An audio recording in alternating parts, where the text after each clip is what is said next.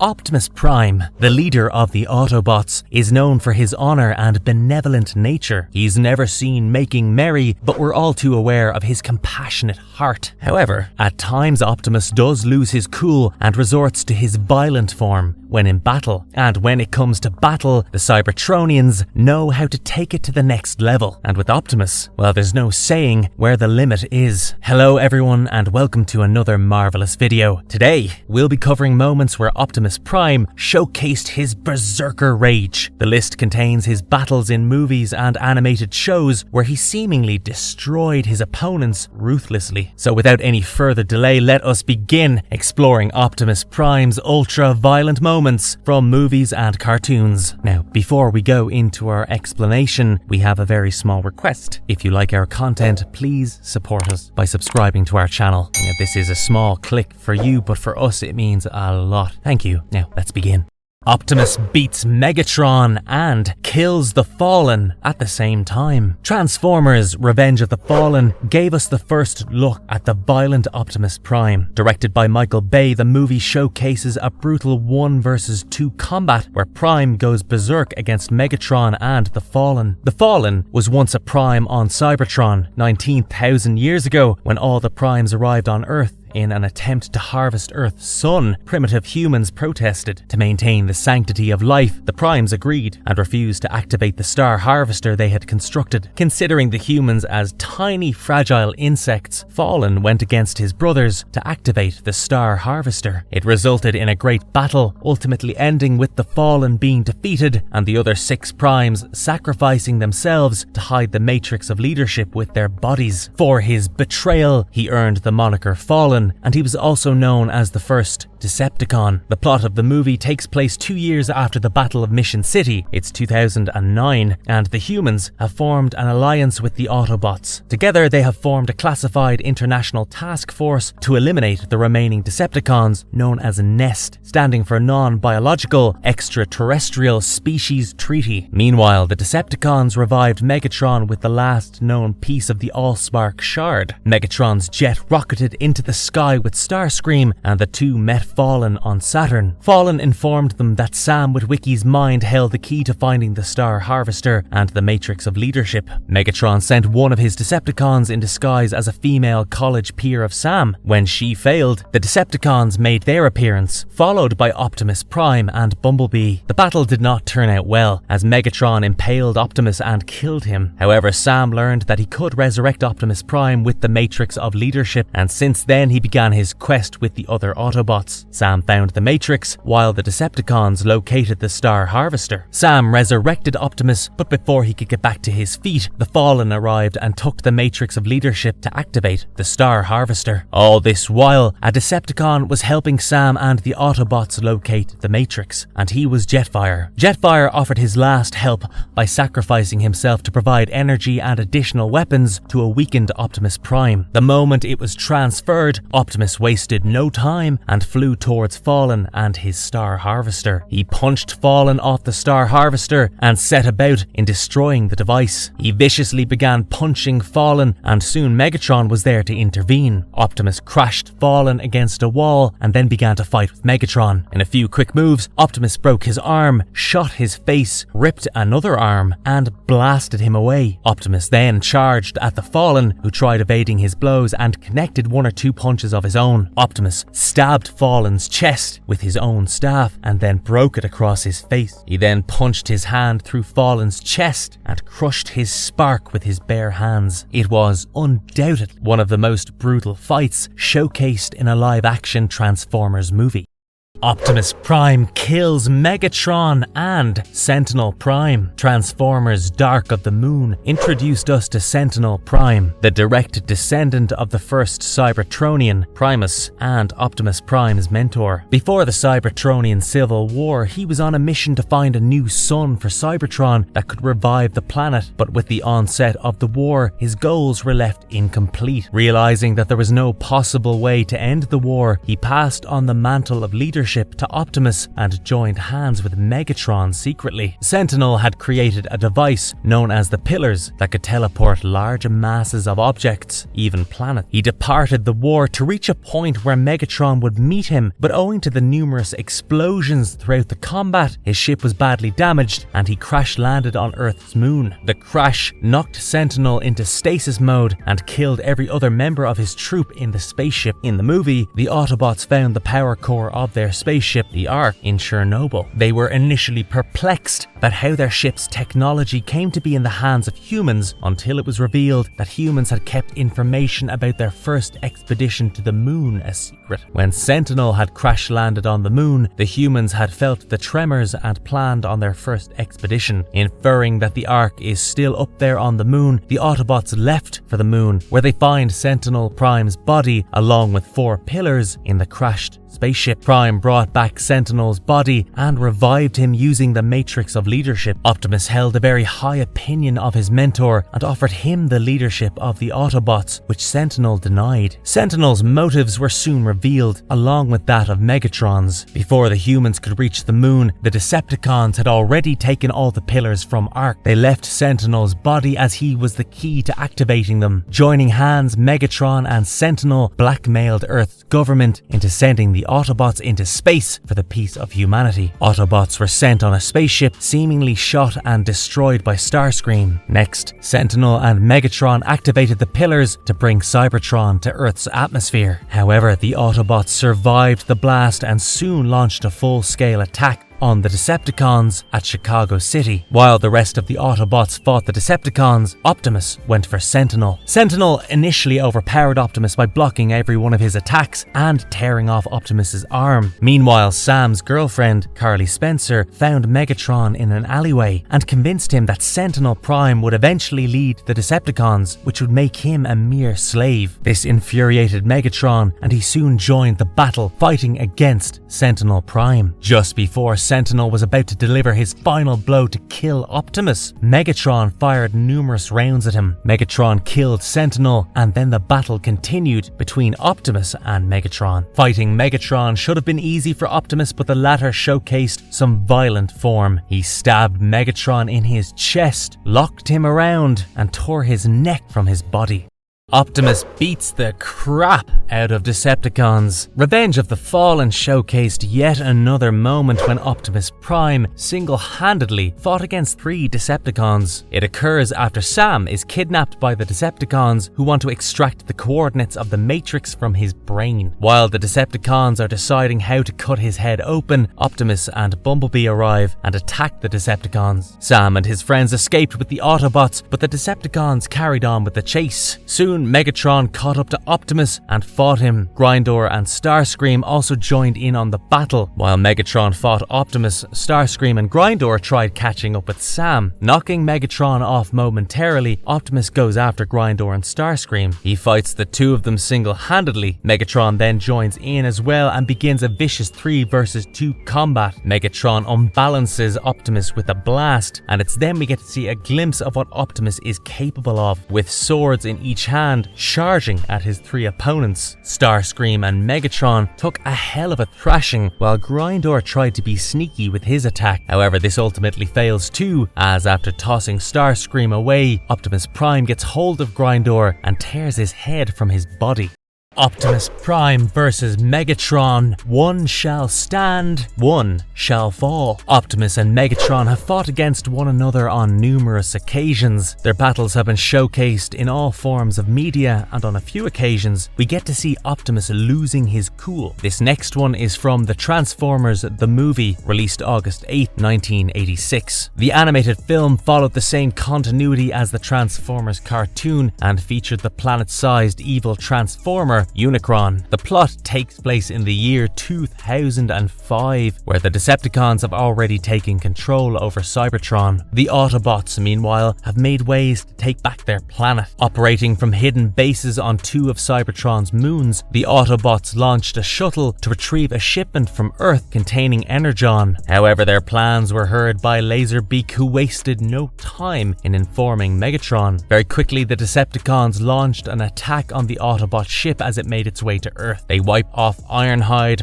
Prowl, Ratchet and Brawn, and launched a surprise attack on the Autobot base on Earth known as Autobot City. Soon a battle erupts between the Autobots and the Decepticons, and Optimus dives in to stop them. In vehicle mode, he knocks several Decepticons aside before transforming into his bot mode and blasting the rest away with his guns. As expected, Megatron appears and confronts him, and thus begins an epic fight between the two stalwarts of the ever-opposing Cybertronian races. Vowing to crush Optimus with his bare hands, Megatron charges. After fighting with their guns, the two then switched to using melee weapons. Optimus took a sharp shard, while Megatron activated his energy sword. Optimus is struck lethally, but it's not enough to take him down. He attempts to strike again, but Optimus skillfully knocks Megatron away with one hand. The two then resort to hand-to-hand combat, exchanging heavy blows and choking the life from each other. Optimus gains the upper hand and knocks Megatron down. Grabbing his guns, Optimus makes his plan to eliminate Megatron, but it's then Megatron begins to beg for forgiveness, which is of course all a distraction so that he can retrieve his gun and shoot Optimus Prime first. To the rescue arrives Hot Rod, who stops Megatron from taking that shot, but he fails as Megatron gets hold of Hot Rod with one hand and does shoot Optimus with the other. Optimus was lethally wounded, but he still doesn't give up. With his remaining strength, he delivers one final lethal punch to Megatron, tossing him from a great height to the ground. This battle was one of the most intense ever showcased, and at the end of the fight, both Optimus and Megatron die.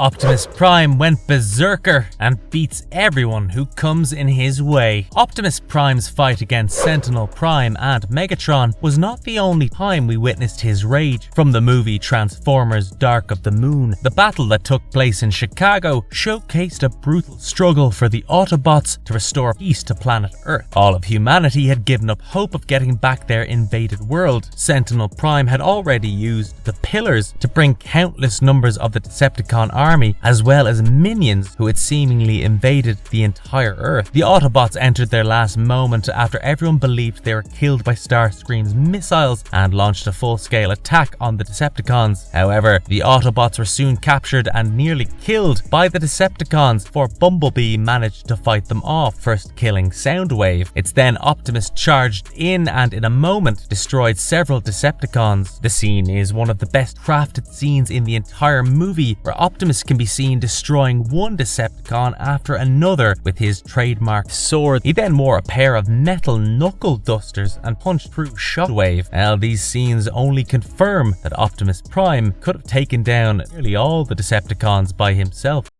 Optimus cuts Lockdown in two. The next instance of Optimus going berserk is from the movie Transformers Age of Extinction, released in 2014. It takes place 5 years after the Battle of Chicago, and the humans have grown hostile against the Autobots, seizing all joint operations. Although it was revealed to the world that the Autobots were granted sanctuary, they were actually hunted down by a rogue CIA Black Ops division, Cemetery Wind, led by Harold Attinger. Meanwhile, Lockdown, a Cybertronian assassin and bounty hunter, was tasked by the creators to find Optimus Prime and kill any Autobots standing in their way. Lockdown and Harold allied and together scourged the Earth looking for Optimus and the Autobots. In Texas, a struggling inventor, Cade Yeager, discovers Optimus, but before he can think of an idea, the CIA Black Ops team has arrived and is launching an attack. Cade is threatened and told to lead the Black Ops to the newly discovered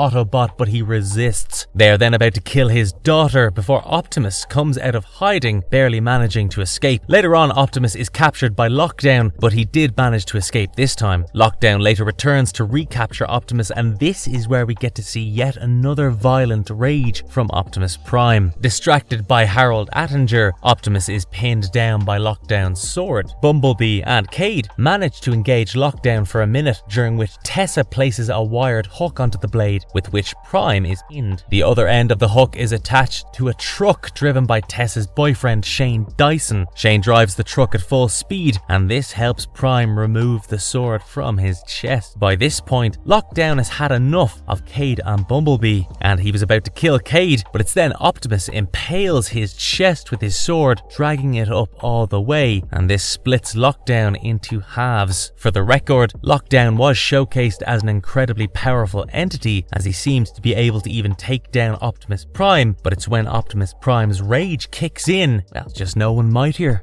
Optimus Prime versus Infernicus. The next instance of Optimus Prime unleashing his violent rage can be seen in 2017's Transformers: The Last Night. Directed by Michael Bay, the movie takes place 1 year after the fight in Hong Kong. On Earth, a new task force known as the Transformers Reaction Force has been created to hunt down Transformers. While the TRF scavenged the Earth, Megatron can be seen back in his original form working in alliance with an entity known as Quintessa. This cosmic entity claimed to be the Transformers' sole creator and that Earth was the gigantic malevolent entity Unicron. Quintessa wanted Merlin's staff, which could drain out all life forms from Earth. Optimus was captured and taken before Quintessa, who brainwashed him to work for her. Optimus, however, got his senses back after fighting with Bumblebee. The Knights soon arrived to execute Optimus, but they yield to Cade Yeager because of his talisman, and then they join Optimus. Soon a vicious fight erupts between Optimus and his forces against Quintessa's forces and the Decepticons. Amongst this most vicious army, the Infernicus were fighting for Quintessa. The Infernicus was a powerful semi-demonic combiner robot formed by combining Skulk, Rupture, Thrash, Gorge, Glug, and an unnamed sixth member. In the battle, Infernicus combines together, and that seems to overwhelm the Autobots. However, Optimus arrives on Dragonstorm and begins to attack Infernicus. He lays into Infernicus and stabs him with his sword numerous times until that giant robot is dismantled back into its six constituent smaller parts. All 6 of these robots charge at Optimus and surround him, but Optimus, of course, being the mighty leader of the Autobots, decimated each and every one of these robots with one slice of his blade.